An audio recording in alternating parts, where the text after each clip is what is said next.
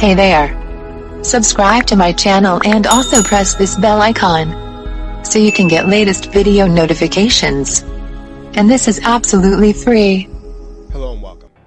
Now, before getting into the specifics of this course, it's going to be necessary to establish a working definition of a sales funnel.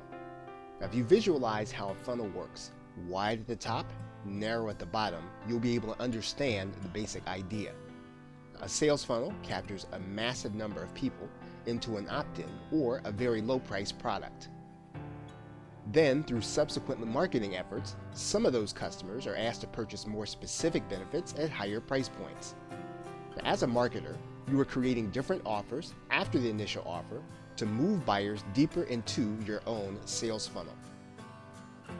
Now, a funnel can be executed within one launch at one point in time, which is called a vertical funnel. In other words, the buyer sees different offers after the first one to entice them to move deeper into the funnel. Information marketers have traditionally called these OTOs, which stands for one-time offers. However, now, rarely these offers are presented as one-time events. They're typically presented as unique opportunities with some kind of scarcity attached to them. At the same time, a funnel can be executed over a period of time, and that's called horizontal funnels.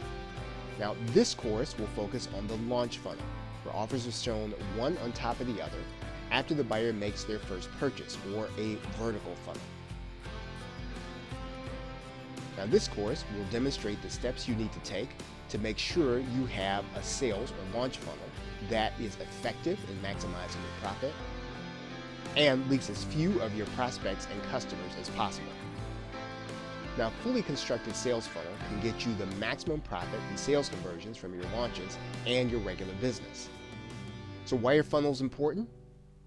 Well, funnels definitely influence your profit. So the more people that you can move into the products that they will want for themselves that are related to their initial purchase, you'll make more for every launch. A well-constructed funnel will influence your earnings per click, and that will influence the participation that JVs will want to take with your particular launch. And as a result of that JV participation, they will enhance your reputation in the industry. Now, there are going to be two concerns of this course. First, that your sales funnel is theoretically correct and efficient. Second, that it is fully formed to get as many customers deeper into your marketing funnel as possible. Now, with respect to the first major concern of the course, we will review the theory in the next video and discuss the theory behind an efficient structure of a launch sales funnel. After that, the course will then focus on the second major concern of the course elements of setting up a complete sales funnel in the remaining videos. That means adding all of the right components that can lead to more sales and then move more buyers into the funnel. So after the funnel fundamentals in video 2, the course will review sales page creation systems in video 3. Video 4 will discuss setting up branding and templates based on the theory. In video 5, you'll see how to set up an automated email at the point of sale. In video 6, you'll see how to create affiliate tools to match your offer. In video 7, you'll see a demonstration of remaking PDF and tutorial offers. In video 8, we'll review the thank you page for your offer. In video 9, we'll review the elements of a successful thank you page. In video 10, we'll implement an exit pop link. In video 11, we'll demonstrate how you'll collect leads during your launch. In video 12, we'll review the way to set up your upsell PayPal buttons. In video 13, we'll demonstrate how and why you need to have autoresponder follow-ups in place. In video 14, we'll demonstrate the basic social media setups and how to move your customers and prospects into your account. In video 15, we'll conclude by discussing the why of these elements and how they complete your funnel. Now, the goal of the course is that you'd be able to create a complete funnel and know why you're implementing each element. In this way, you'll be able to deviate from the fundamentals when you feel it is necessary. So with that, thanks, and I will see you in the next video. Welcome back. Now, in this video, we're going to be talking about sales funnel theory and the fundamentals that we'll be assuming. Welcome back. Now, in this video, we're going to be talking about sales funnel theory and the assumptions we're going to be making as we go throughout the rest of the course. There are two key elements to remember when creating your front-end offer as well as your series of upsells. First, you need to consider determining your sales funnel before you actually create the product. This will help you to answer the right questions in your front-end product with an eye toward what you will create for the back end. Second, you need to make sure to stick with the same theme throughout your product funnel. This will keep the buyer in the right frame of mind once they purchase the front-end product. For example, if you're solving a problem with webinars, then your upsell should focus not only on the word webinars, but also solve the same problem. Your first concern should be how you're going to sell the product. So, the front-end product should solve a primary need. In some cases, you may need to split that product into two pieces, one on the front end and one on the back end. So the basic level will be for most users, which is the solution that has the most mass appeal. The advanced section should be for more serious users, and that's what your upsell will go into. Now, the front-end offer should have mass appeal and is designed to get the maximum number of people through the front door. Now, you need to have a lot of value to solve that primary problem. So then, the key to transitioning to creating an upsell is that the entire sales funnel should be linked together. And when you're doing that linking, when you start creating upsells, the upsell should actually enhance the user's experience. It should bring them closer to their dream or solving their problem. It should make solving the problem easier by enhancing what they already picked up on the front end. And it should take them to the next level that the front end product actually takes them to. For example, a typical upsell would be a template-based solution. So where you explained how to do something in the front end, you're going to actually give them templates that they can fill in the blanks and get started right away. A second offer, so in some cases where you are selling perhaps PLR, where their primary motive is to generate profit with the front end, you can give them another offer to double their profit. You can give them an automated solution, so where in the front end you taught them how to solve a problem, and then in the back end you give them some kind of automated or software solution that will help them to speed up the process. Whatever your topic is, you want to stay on the message throughout the funnel. The message of the overall concept should stay the same. And it has to be related to the front end when you're creating an upsell. So don't try to change their minds. Don't try to get them to think differently about the solution that you're presenting in the front end. If they had a mindset when they entered the funnel or they purchased the first product, you need to keep them in that mind frame. Keep them in the mind frame of trying to solve the problem that you invited them to solve by purchasing your front end product. And you have to also understand that the JVs pre-sold your front end. So they've already told them and put people in the mindset of solving the problem. So you do best with your funnel by keeping people in that same mindset with your upsell. So whatever your front end product actually solved and did, your upsell should be tightly related in solving the same problem or helping them to get to the same goal.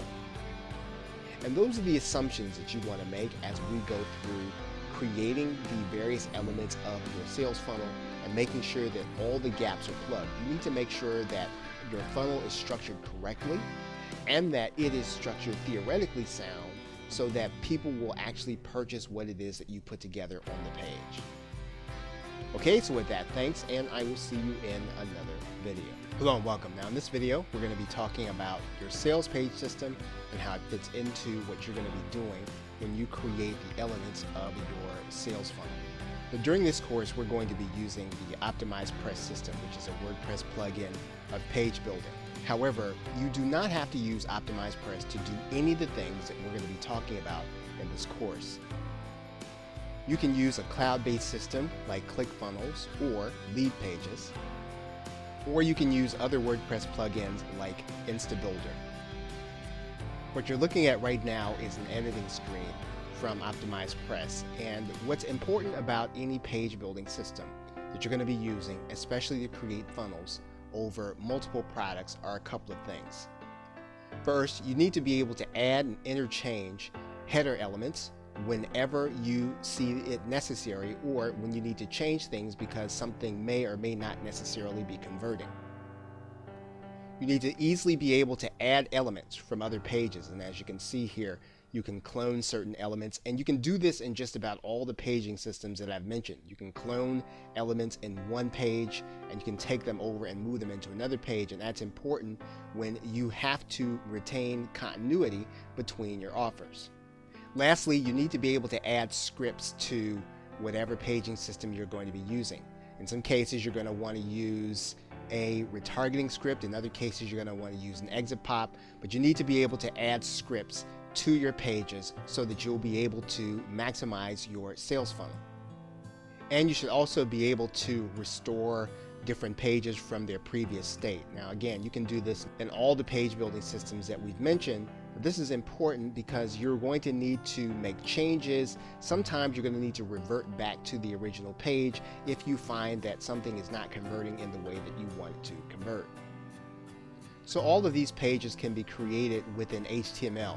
However, it's very difficult to create them quickly and to make changes quickly. And so it's recommended that you use one of the paging systems that you feel most comfortable with, or one that's like OptimizePress, ClickFunnels, InstaBuilder, Leadpages, something where you can make and add in different elements to make your sales funnel work. And so throughout the course, we're going to be using some of the basic page building functions in OptimizePress, although you can use any page building system you want. We're not going to use any premium systems, and in some cases, you'll be able to find better templates in the system you're already using. Lastly, this will not be a course on OptimizePress, so we will not get into the fine points of what you need to do with OptimizePress in order to make these things work. In each and every case, you'll need to find a very simple solution within your page building system. The most important thing is that you understand the what and the why to why we're putting the pages together that we are doing. Okay, so with that, thanks, and I will see you in another video. Welcome back. Now in this video, we're going to be talking about branding and templates between your front-end product and then your upsell. Now you're looking at what could be considered to be a front-end template that we'd be using for a sales page. And what's going to be important is that when you structure this front-end product as well as your upsell, that you keep continuity visually in both the header and the footer. So in OptimizePress, this really is a matter of going into the navigational area and adding in a header. You'll notice that you're going to have a logo, but we're going to actually get rid of the logo and we're going to keep continuity between the products. So what we've done is we've implemented a header. We're also going to stretch that header across the page. Now what's going to be important about this is that we want to do this on all of our pages. So we don't want to change our header for the upsell. We don't want to change our header for the second upsell. We want to make sure that visually, when the buyer moves from page to page and they start to see the different offers, we want to maintain continuity that this is all going to be part of the same offer. It keeps the continuity that we are talking about the same subject. And this is something that, once again, isn't difficult to do, but it's a discipline that you and I need to continue to focus on because, again, it keeps the buyer focused on the same subject that we have been talking about at the very beginning. In OptimizePress, we want to do the same thing with the footer area. We want to make sure the footer area is going to be consistent throughout all of our pages. And you want to test whether or not having a footer versus not having a footer there may necessarily either cause conversions to drop or cause conversions to increase. But regardless of what you do, you want to be consistent and you want to lean toward having a header versus not having a header there. And these are going to be very easy to implement throughout the paging system that you're using. Just make sure that it is consistent throughout the page system. Let's say that you decide also to use a branding image. This again should be consistent throughout the funnel. Now, one of the things that you want to be aware of is that you will always have different shots inside of any bundle that you are going to be purchasing or selling. And so when you do that, if you're going to be selling something that reflects magazine style or reflects a notebook style, then you want to have that in there. But if you're not going to have that in there, then you don't want to have these elements as part of your branding. Once again, what you're trying to do is you're trying to communicate in the background, you're trying to communicate psychologically exactly what your customer is going to be getting. And so you want to emphasize the things they are going to be getting, but you don't want to throw anything into an image that's going to confuse them and be contrary to the words that are going to be on the page. So again, if you're going to have all these elements as part of your package, then again, make sure that that's going to be in the sales copy. But if it's not going to be, then don't have those elements in there. Redo the branding image so that what's going to be part of the package is actually going to match the sales copy and what people are going to actually be getting. Okay, so with that, thanks, and I will see you in another video. Welcome back. Now in this video, we're going to be talking about the squeeze page setup. Now, regardless of what page building system you're going to be using, you're going to be asked to connect your autoresponder, and you're going to ask to connect some kind of giveaway or report here. And the key in making this work for the entire sales funnel is once again going to be consistency. You are going to write a headline, and so that headline needs to be consistent with the theme that you're going to be talking about throughout your funnel. You want to bring people into the funnel based on solving the problem that you're going to be talking about throughout your sales funnel when they do actually buy. You'll notice here that the Optimized Press page building system allows you to put a logo here. But does the logo necessarily keep people on theme? Is that going to matter to people who actually want to solve a specific problem? And this is going to be the case where you might decide to take this logo out. You might even decide to put the header in, or at least the same color header that the rest of your sales funnel is going to be. You're going to have the opportunity to change the text on the button. And once again, now, do you want to get instant access, or is that necessarily going to be important to the person that actually wants to solve the problem? When you can, you want to make a connection between the solution to the goal, to the dream, or wherever it is that your customer is actually going to be trying to get to, and what you actually put on this button. Once again, the consistency is going to be important, and you don't necessarily want to just focus on the actual words. So once again, we talk about webinars. It's not just about webinars. It's webinars that help us to get to the goal. If the goal in our product funnel is going to be to make sales on autopilot, then we want to talk about that someplace in this button. But if the goal is to set up webinars, then that's when we're going to use the word webinar. So again, we are focusing on the theme that we're going to be using every place on the setup page. Now, we are also going to get the opportunity in some cases to write some additional copy here as to what the person is going to receive once they get our giveaway. Now, once again, when we do this, we're talking about the benefits and what life is going to look like once they actually get their problem solved.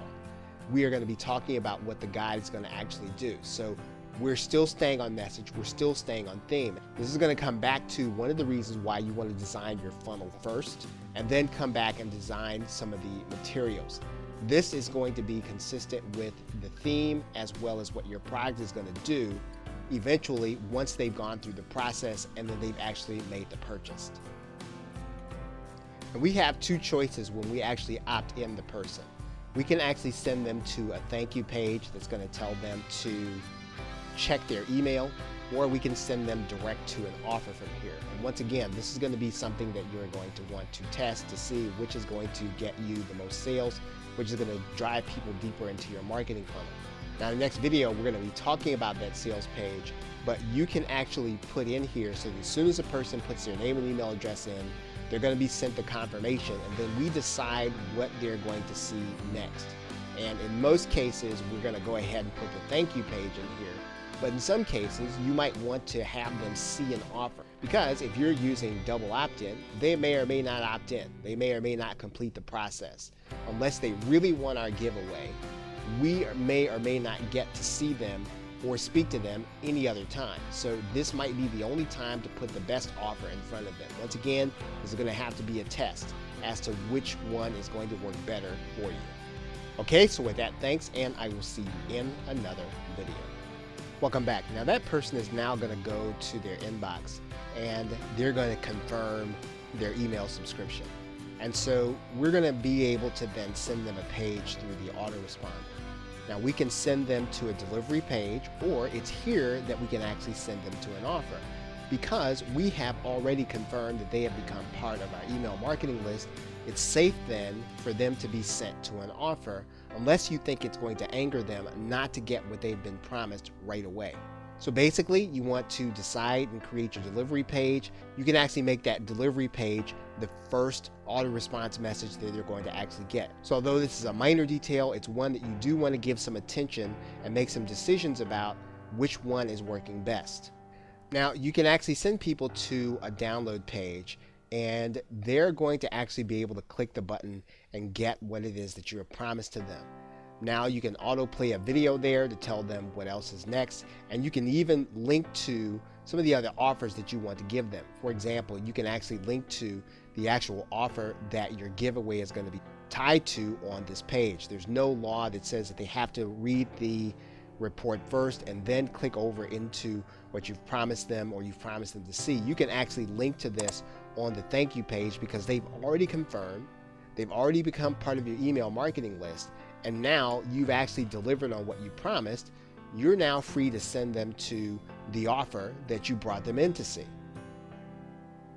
You're going to notice once again that in OptimizePress, this page has no header. It has no other identifying markings. And once again, this is an area where you can actually brand. You don't necessarily have to brand as to what your sales page is going to be or what your product is going to be, but you can do that. And you want to, at minimum, be consistent with what they've just seen on the squeeze page. The social media buttons, once again, these are going to be things you want to be careful about, sending people to outside links. And in most cases, you can take this out. This is, again, another distraction. If you're going to have anything in here linking, you want to link them direct to the offer you're going to be talking about, or at least some of your other offers. Again, this may or may not also be the place for you to put affiliate links. You're trying to drive people deeper and deeper into your funnel. Sending people off into another marketing funnel is going to distract them, and it's going to keep you from actually maximizing your profits. You must send someone to a link. Consider finding some other related products that you might have, or consider sending them to the offer that you've been talking about in the squeeze page. Okay, so with that, thanks, and I will see you in another video. Welcome back. In this video, we're going to be talking about the thank you and delivery page. You're going to notice here that you can put in a thank you page, and what you want to think about is what you want this thank you page to say in this space. What you probably do not want to do is to deliver the giveaway on this URL. The reason is that you may or may not necessarily have the person to have opted in. You want them to continue the process, and sometimes if they get the delivery before they finish the confirmation, they may not finish and they may never become part of your list. So the most conservative thing to do is to find one of your templates that basically tells the person to check their email. All you're really going to do is tell them that they've signed up, thank you, and now what they need to do is confirm their subscription. Don't assume that they have done this, and don't assume they know how to do this. You want to make sure that you tell them, and if you even want to go one step further, you can autoplay a video on this page that shows them exactly what they need to do.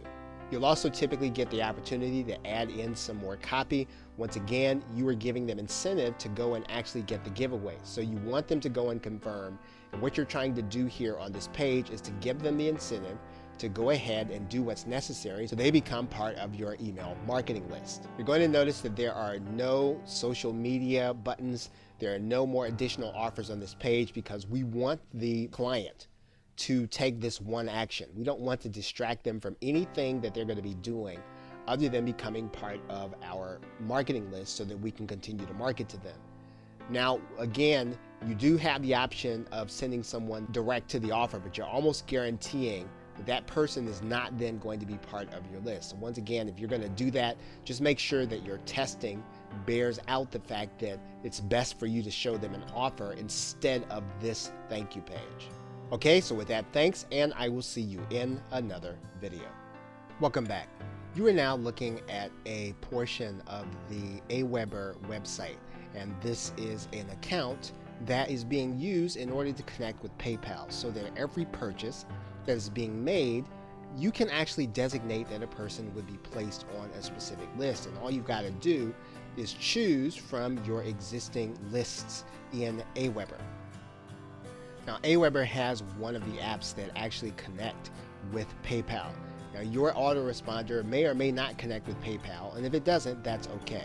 You can typically connect with a company called Zapier, and you'll notice that Zapier has a connection between GetResponse and PayPal, so that every time you make a sale in PayPal with your PayPal button, you can actually have someone added to your GetResponse account. So what you're going to want to do is you're going to want to Google the integration between your autoresponder and PayPal. For example, you'll see here with Zapier that Constant Contact integrates with PayPal, so that once again, all you'll really need to do is you'll need to have the service Zapier, which is a third-party service, which will then connect every sale that you make in PayPal to actually put the person inside of your autoresponder. But regardless of what method you use, you want to make sure that you are collecting names and email addresses at the point of sale so that you can continue marketing. But finally, every autoresponder is going to do this differently. But if you are maintaining a prospect list, you're going to want to make sure that when someone actually makes a purchase, that you have them taken off the prospect list, especially if you are actually emailing the prospect list in order to make a purchase. Now, you're looking at GetResponse right now, and you can see here that what we can do is we can start a process when someone subscribes to a specific message. And then in GetResponse, what we can do is we can have them removed from a specific campaign. And this is what you want to do. You want to make sure that your lists are highly targeted and that they are segmented. And you start this basic segmentation this way at the point of purchase. So this is something that you're going to want to have set up to be automated inside of your autoresponder, and you can do that based on when someone actually makes a purchase. Okay, so with that, thanks, and I will see you in another video. Welcome back. Now in this video, we want to talk about the affiliate tools you're going to give those who are going to be promoting your product to help make sales on your behalf. Now, you're going to have the opportunity, as you can see here, to create different emails for your affiliates to be able to use. And what's less important than having content that looks like a particular email is making sure, again, that what your affiliates see, that they're going to get something that ties very closely to the theme that you're going to be talking about on your sales page and throughout your funnel. If you do a good job of tying to the basic problem that's being solved in all of your swipe emails that you give to your affiliates, you're likely going to see more sales to occur in the funnel. What you want your affiliates to be able to do is to tie to the theme. You want them to be talking about the thing that you're going to be talking about. And if you've been consistent from the front end all the way through all of your upsells to solving a specific problem, tying to the theme is going to give your affiliates more opportunities to make more sales on your behalf. Now, it's important again to say a word here about branding and the branding that your affiliates are going to be able to use. Obviously, you don't want affiliates who are going to be misrepresenting what you are actually going to be selling, but at the same time, what you want them to do is you want to encourage them to use the branding that you're going to be using in your actual sales page. Okay, so with that, thanks, and I will see you in another video. Welcome back. Now in this video, we want to talk about PDFs and we want to talk about tutorial offers. Now, you're looking at a Microsoft Word document that will eventually be transformed into a PDF. Now, the physical act of putting a link in here and turning it into a PDF, this is something that you already know. But when you get to the end of the document, you're probably going to notice that there's probably going to be an ending statement. This is an opportunity for you to create some kind of call to action. And the call to action that you should actually be creating should be for the next available upsell, first of all. Second of all, it should be consistent with your theme. So even if you decide to add on to a statement here at the end of the document, it should have two basic principles. Again, tying to the theme and then encouraging people to take advantage of the next available upsell depending on where they're going to see this particular PDF document. The same thing is going to be true when you have the opportunity to use a bonus. And you're going to notice that there are going to typically be a license document. There may be something called free marketing tools. You want to remove those documents and you want to remake them. First of all, the free marketing tool should direct people back to an offer that you have on your domain. Sending people to affiliate links is a leak. This will send people out of your funnel and encourage them to think about things other than your offer. Your license should include your offers. It should include something that directs people deeper into your funnel. And that's even if what you're doing is you're taking a master resale rights or a resale rights or a PLR product and you're using the license. You want to make sure that that license has your URL in it and it directs people to the next available offer. Anything else is a leak out of your funnel. You're going to notice several different levels of documents here. Now, you may not have time or you may not feel it to be worth your time to go through each and every one of these documents. This can be something that you outsource, but you want to make sure that in each and every document in the bonus that you're directing people to your links. People are going to open up different documents at different times. They're going to even send these documents in some cases to other people. You want to make sure that people are going into your marketing funnel. You don't want to direct them to affiliate links in every case. Sometimes it'll make sense, but in most cases, it's going to make sense that you direct people to an offer that you have on your page, and the more consistent that you can make it with what they're talking about in this particular bonus or even the offer that's associated with, the more likely it is that you're going to make more sales. In some cases where you have the rights and you have the source files, you want to rebrand the graphics to direct people back to your sites and your offers. Okay, so with that, thanks, and I will see you in another video. Welcome back. Now in this video, we're going to be talking about download page links. Now, when you have a template for your download page links, you're going to have a couple of decisions you're going to have to make. Now, obviously, you want to give your customer or your client exactly what they have already paid for. You want to make that front and center, and you want to make that easy to get. Now, the other thing you're going to have the opportunity to do is you're going to have the opportunity to either replace some of these other icons with some other links, and in other cases, you're going to be asked by affiliates and other partners in order to put their download links on your page.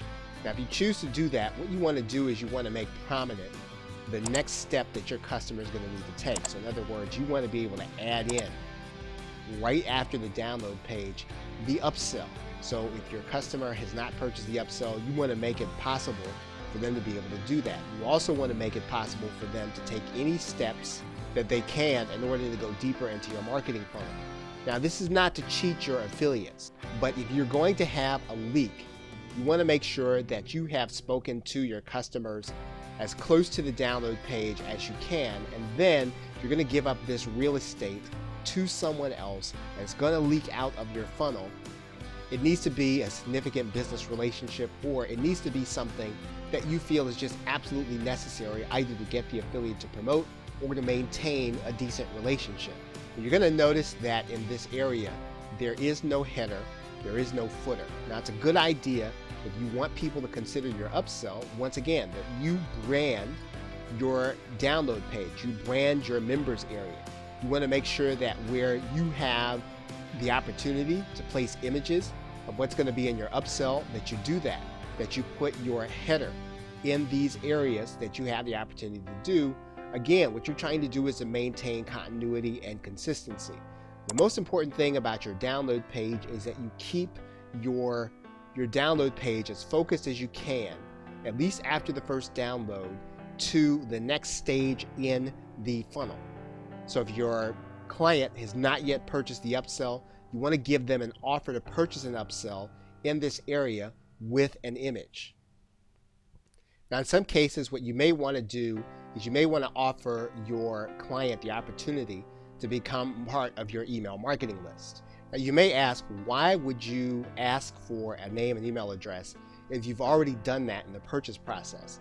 Well, in some cases, what you're going to find is that people will use their PayPal address, and that's not going to be the best email address for them to receive your mailings, to receive updates about the product, and any marketing that you're going to be doing. So you want to ask them for their best name and email address. Now, you're probably going to have to give them some incentive to become part of your email marketing list. When you do this, please don't hold them from the product. Make sure that they get their download on this page. Give them some additional incentive, some kind of surprise offer that they're going to get if they opt in when they put their name and email address in, because you want to get their best name and email address in. And the other thing that you want to be aware of is that this email address should be one that you want to get a double opt-in. Now, in some cases, you might use single opt-in. Maybe you might use single opt-in when you are actually collecting names and email addresses at the purchase price. But at this point, you want to be able to collect a double opt-in email address because it's going to be of a higher quality than the single opt-in email address. Okay, so with that, thanks, and I will see you in another video. Welcome back. Now, when you put your sales page together, you're going to be getting traffic from affiliates. You might be getting the traffic from the platform. You might be getting traffic from places that you actually drove. And so not all these people are going to be your customers. And so one of the things you're going to want to assume is that some people are just not going to be ready to buy. And that means that you're going to want to use an exit pop. So we're going to go inside of the page settings inside of Optimize Press. And in Optimize Press, this is called an exit redirect. Now, it may be called something different in your page builder. But basically what you're going to be doing is you want to make sure that when someone leaves your page, that they get a message and that they get a redirect to another page. And this is where you're going to give them an offer, an opt-in offer, some kind of very enticing offer that they have to put in their name and email address in order to get. So you want to put your best opt-in here, and you also want to make sure that whatever this offer is, that it's highly relevant to what brought them to the page. And again, these are things that you can test, but you want to get the opt-in if the person decides to leave your page. And you can do that by redirecting them to a URL where you have an offer that is already in place. And your page builder may not have that script built in, but you can actually place that script into a location like this other scripts area where it will actually execute the exit pop for you. So you can purchase these scripts. There's actually one included with this course. And so you can use those scripts in order to use your HTML pages, or you can do it inside of some of those page builders that will not execute an exit pop. Okay, so with that, thanks, and I will see you in another video. Welcome back. Now in this video, we want to set up for lead collection as you start to initially get traffic to your offer. Now we are covered when someone leaves the page without taking action on our offer. However, there are going to be times when someone may not get to that point, and we want to be able to collect names and email addresses even before they get to the exit pop. And we can do this inside of most autoresponders. And so in this particular case, what we would do once we have created our list is we're going to just take a look and edit this particular form. And what you're going to notice is that the form gives us some options.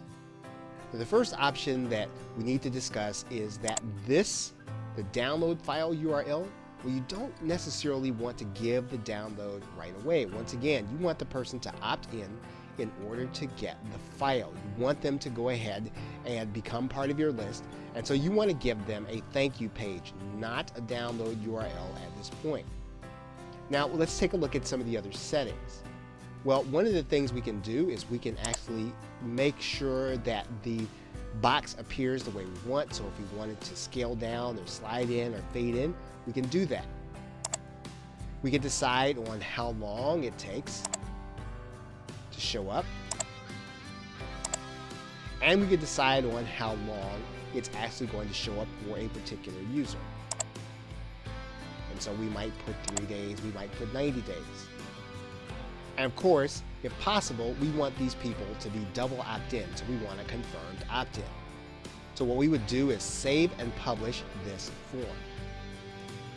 We would then copy the code and then we would go back to our site. We would then inject the code into a place where our scripts are going to be held, and then we're going to save it into our page builder. Now, every page builder is going to be different. Every autoresponder is going to be different, but you are going to have to get a code. You are going to have to put it either in the header or footer area of your page builder and then save. And what happens is when the visitor actually comes to the page, this form will eventually show up according to the delay. And so we get the opportunity to collect names and email addresses even before they consider the offer. Now again, this is something that you're going to want to test. You want to make sure that this does not affect your conversions and that this does not necessarily anger your affiliates, that you would just be collecting leads when they're actually sending traffic in order to make money with your offer. This isn't a hard and fast rule that you must have a popover, but it is a way for you to tighten up your funnel, collect more of the leads, and keep them inside of your marketing funnel. Okay, so with that, thanks, and I will see you in another video. Welcome back. In this video, we're going to talk briefly about your upsell PayPal buttons. And you've probably been through the process where you have gone to PayPal, you've created a new button, you've set your price, and you've created your product. And then comes to where you need to decide on where you're going to send the buyer once they've actually been through the process.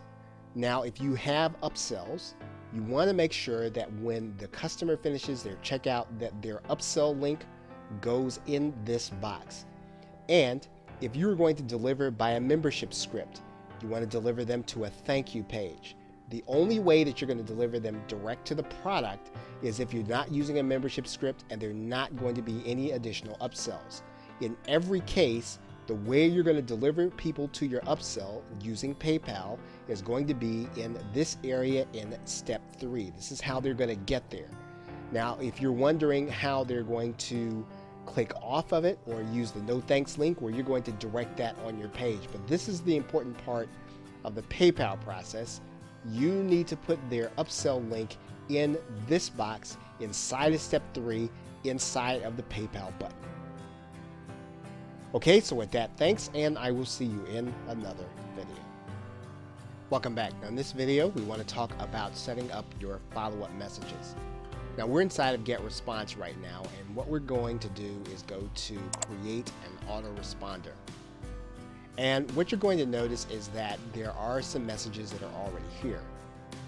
But assuming that your product is new and your list is new and that you haven't created any messages, what you want to do is to create a series of messages that you want to set up a series of messages so that when your buyer actually gets the first message, they're going to get more messages encouraging them to pick up the upsell. Now, there are a couple of things you're going to want to do when you set up these autoresponders and these follow-ups. Now, we've spoken previously about list automation. And so when your buyer becomes part of your initial list, you want to have them removed from that list at each subsequent purchase. So you want to make sure that they are opted in to each list once they make a purchase, and that when they make that purchase and they're added to this list, they are taken off of the list of their last purchase. What this means is that they're only going to be on the list of their last purchase and not on their initial one. So again, as soon as they are subscribed to a particular list, let's say an upsell list, they need to be removed from the last product that they actually purchased. What you're doing is you're segmenting the list, but you're also making sure that at least during the launch period, that they're not going to get emails from 2 different places, but at the same time, you want to make sure that they get all of the follow-ups, encouraging them to continue to buy the upsell. And you do that by creating individual lists and linking those lists to each purchase of a product. Okay, so with that, thanks, and I will see you in another video. Welcome back. Now in this video, we want to talk briefly about social media setups and in your autoresponders. The last message that you're going to have in the series for a particular launch, you want to encourage people to become part of whatever your existing social media presence is. So if you have a presence on YouTube or Facebook or even Twitter, You want to encourage people in that last email to become part of your social media following or your community. You don't want to necessarily link out from the download page. Once again, what are we trying to do in the download page? We're trying to encourage people to click on the upsell. We don't want to send them into distraction. Now, this is almost certainly going to be a distraction. It's almost certainly going to lead to leakage. So we do want to encourage them to become part of our social media following because that does close up our funnel. But we want to leave that for last, and we want to put it inside of the follow-up if possible. Or even if you have a webinar that you're doing after the fact, that's a good place to mention all of your social media accounts. Most people are probably going to watch the replay, but that's a good time to let people know that you've got a social media following that you like for them to become part of. So with that, thanks, and I will see you in another video. Welcome back. In conclusion, everything that we did from setting up our download page to setting up our sales page was really designed to attract as many prospects as we can and to keep them in our marketing funnel. So we minimize the opportunities to put affiliate links and other links that take people outside of our marketing funnel and maximize the opportunities to keep them in. We also maximize our opportunities to collect leads and then to get more sales. The whole idea behind completing the funnel is making sure that we don't have leaks outside and lots of opportunities for our prospect or our buyer to click outside of things that will take them away from our funnel. At the same time, we talked about the fact that we want our branding, we want our images, we want our messaging to be consistent from offer to offer so that the customer always knows what the primary theme is and that we keep them in that frame of mind so that even as we offer upsells with more value and more opportunities for them to get closer to their goal, that they will be more in the mindset that they will actually want what we have to offer. And so now as you begin to set up your own squeeze page and thank you pages, remember to make sure that what you're doing is you're keeping a consistent message of getting the buyer closer to their goal through the solution that you are offering them on the front end. You continue to enhance that, you continue to give them more value, you continue to make it easy for them in your upsells and your cross-sells. And when it's possible, we even want to start that messaging as early as we possibly can at the point at which affiliates are promoting a message that's going to be consistent with our entire funnel so that your buyer is in the mind frame of getting themselves closer and closer to a solution they want to have or to a goal they want to accomplish. And so that's it for making sure that you have a complete sales funnel. And with that, thanks, and I will see you either in another video or in another course. Hey there. Subscribe to my channel and also press this bell icon so you can get latest video notifications. And this is absolutely free.